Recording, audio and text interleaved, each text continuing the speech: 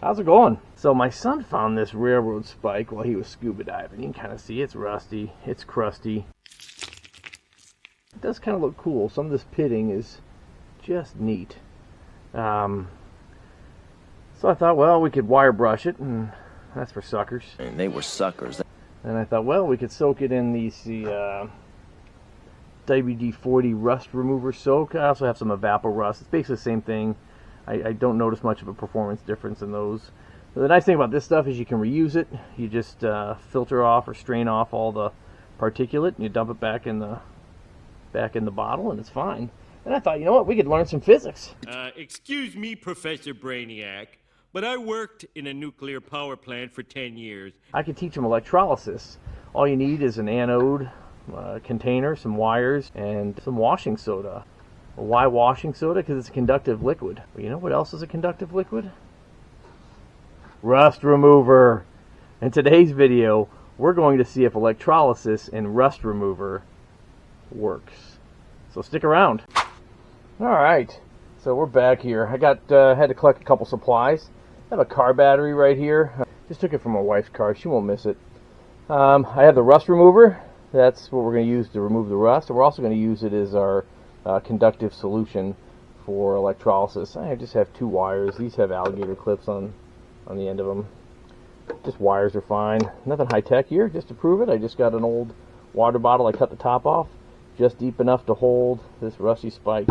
I have an anode, which it's just an old tent stake, and a piece of sandpaper. And I'm just going to rough up a little bit right here, just so I get good solid contact with the wire.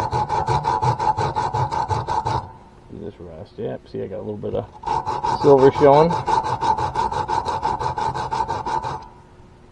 And you see, there we go. We got, if you see that, we got some shiny showing.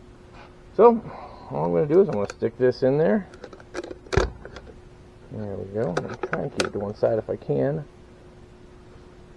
And I will fill it just to the top with this WD-40 rust remover. Like I said, you can use Evapor Rust. You can use water and washing soda. You can use, I think, vinegar and washing soda. You just got to make it conductive. There we go. We're just over the top there. The reason why this fluid looks so dark is it's well loved. I've used it multiple times. Like I said, you just strain it off and you can fit it multiple times. So of course I'm going to hook green up to red like Christmas.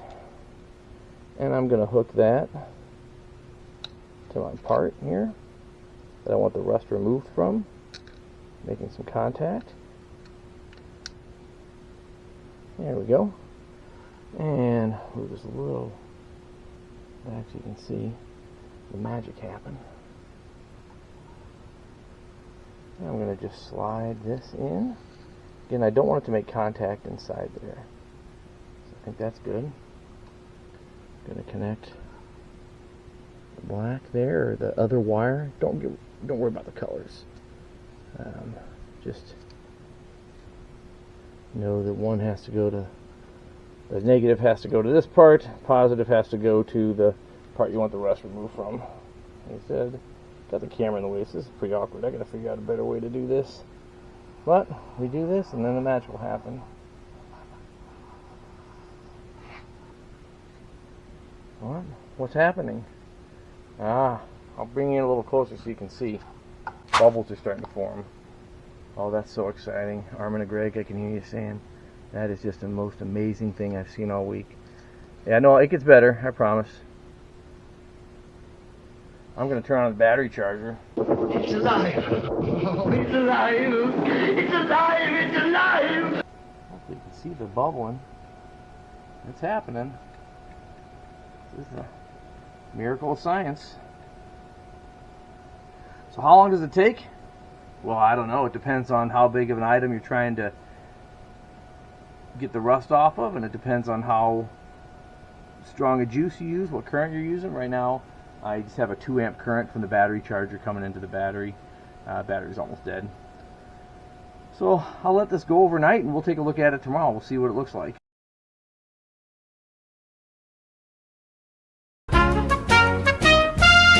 Back, we had a couple of technical difficulties. I ended up changing it to another container. The original container, I think, got too hot.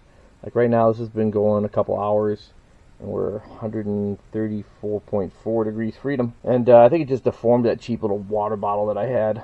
So we'll disconnect it here. Anyway, it spilled all over the workbench. That's alright. So we'll disconnect. Let's see what we got here. Oh wow, that's crusty.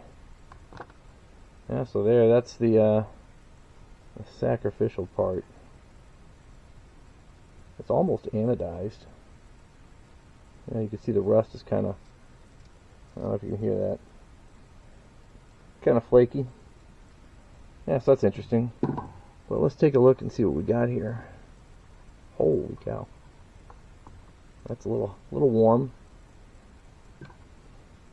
Wow, I think I might put it back in a little longer just to see what the final process does. But yeah, so normally a lot of the videos on YouTube have people putting it in water with sodium carbonate, and that just acts as your conductive solution. I just used the WD-40 rust remover, and as you can see down in there, there's quite a bit of goo and rust that settled out of solution in there. Yeah, it did a pretty good job. I think if I let it go for a little longer, it'd be even better. But yeah, this is a pretty good way. Does it work? Yeah. Is it the best way to do it? I don't know. But hey, we're trying something different. We're doing stuff and having fun. Anyway, I'll update as I leave this in there for a while. Anyway, I really appreciate everybody watching. It really meant a lot, the channel. I just kind of started doing videos in the garage. Just kind of, on a whim, something to do in the winter. And yeah, we've got, as of the time I'm making this video, about 80 subscribers and change, which is pretty fantastic. I never thought a guy just hanging out in the garage would have so many people interested in what he's doing. So, don't know where I go from here. I really didn't have a plan. So I think if there's something you want to see or kind of videos you like, if there's kind of videos you don't like, don't be shy. I don't take anything personal. Just put some comments down below. Let me know what you want to see.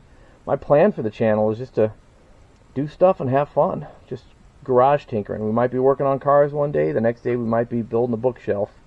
If that's the kind of stuff you want to see, then stick around. I'm also posting some shorts just as just because it's kind of fun to do, and my kids enjoy the editing. And maybe if we get to 100 subscribers, I'll kind of do an intro video about who I am and what we're doing, if you care.